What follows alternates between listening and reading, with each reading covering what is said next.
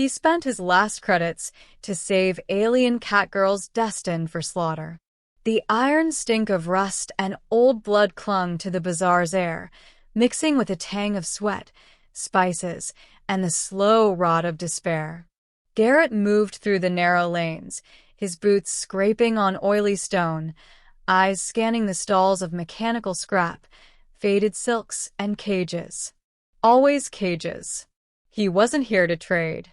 He had no trade left. Just a pocket of credits, hardly enough to buy stale ration bread.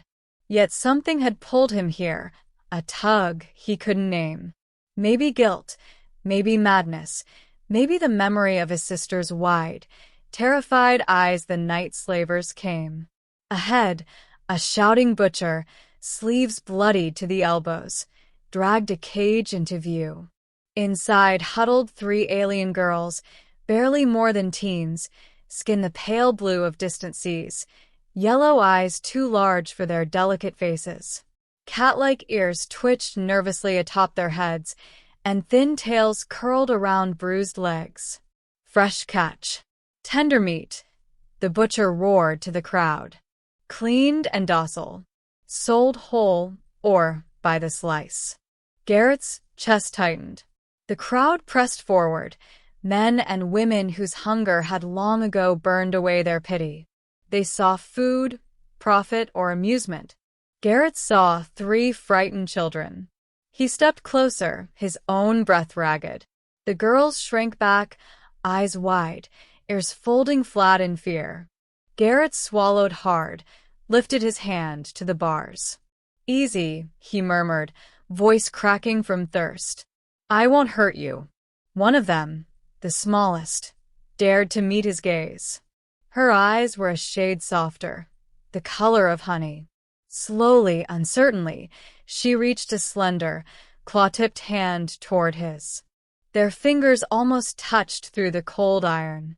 Garrett's heart twisted. She didn't look away, even when the butcher barked a laugh. "Don't waste your breath, scaver. They cost more than your sorry hide." "How much?" Garrett rasped. The butcher smirked. "Full set? 10,000 credits. Or 5 each." 10,000.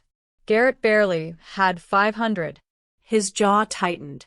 "You'd slaughter them for food?" "Course," the butcher sneered. "Prime meat. Better than synth pork. Better to sell 'em whole, though.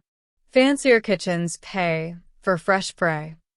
The words burned like acid. Garrett clenched his fists, feeling calluses crack. His mind raced. 10,000. There was no way. Unless. "Listen," Garrett said hoarsely. "I've got 500 credits. All I have. Give me the 3. Let them go." The butcher laughed, a cruel, echoing sound.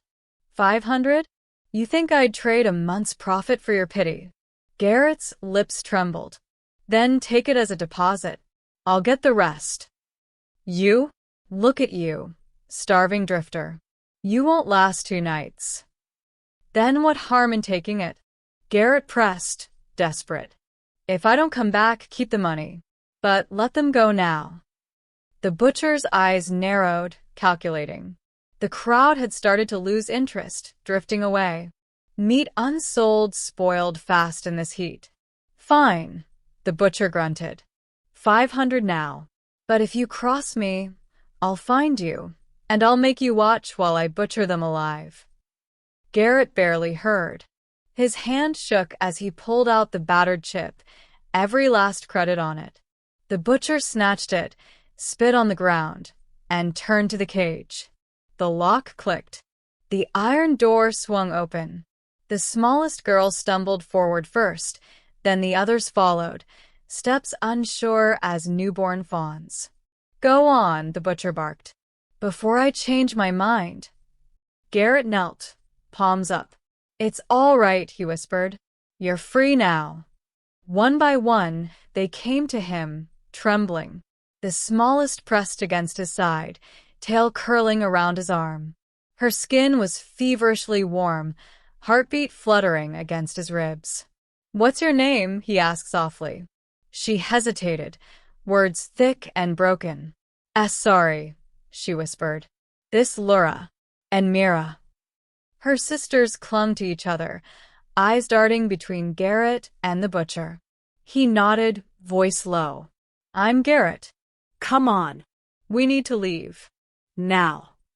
They slipped away from the stall, down a side alley reeking of sour ale and burned oil. Sari's tiny hand gripped his sleeve like a lifeline. Garrett knew they had little time. Word traveled fast in markets like this. He led them into a half-collapsed warehouse, rusted beams overhead and shadows deep enough to hide. The girls huddled close, still wearing the ragged tunics they'd been sold in. Sari's ears twitched at every noise, and Laura's yellow eyes shone with raw terror. You saved us, Mira whispered, voice barely audible. But why? Garrett swallowed. Because no one else would. And because I couldn't watch it happen again. Again? Sari asked softly. My sister, he said, throat tightening. They took her years ago. I was too late. They fell silent, the only sound the rasp of wind through broken walls. Night fell hard. Hunger gnawed at Garrett's gut. The girls hadn't eaten in days. It showed in their hollow cheeks and dull fur. He had nothing left to trade. But in his pocket, he still had a tiny sliver of dried ration. Just enough for one.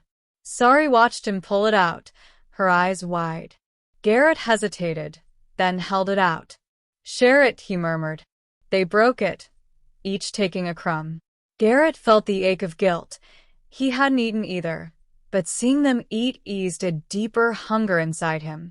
After, Sari curled against his side, her head on his shoulder.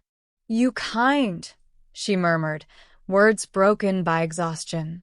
Why? Because someone should be, Garrett whispered. At dawn, the market roared awake.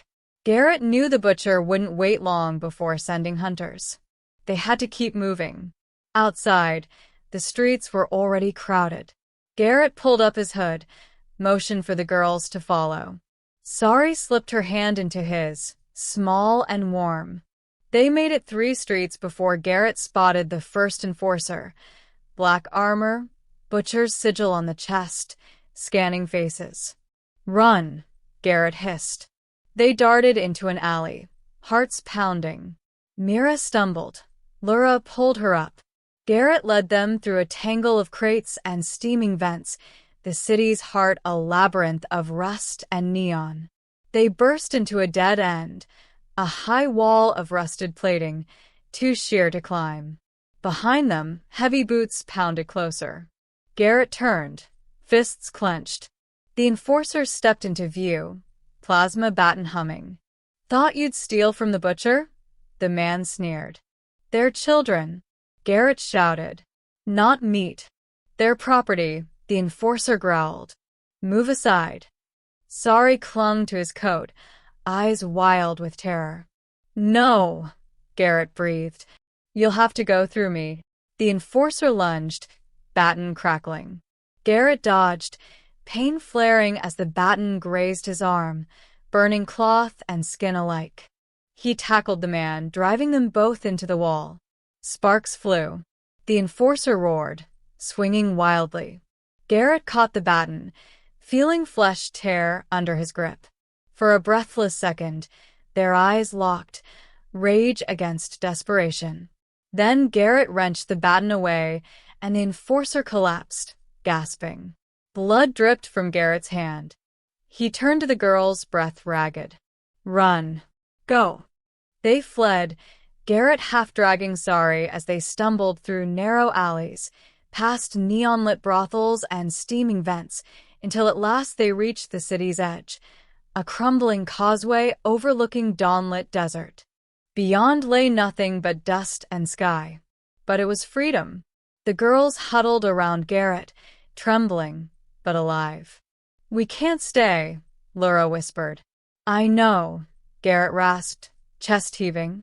But we're together. That's something.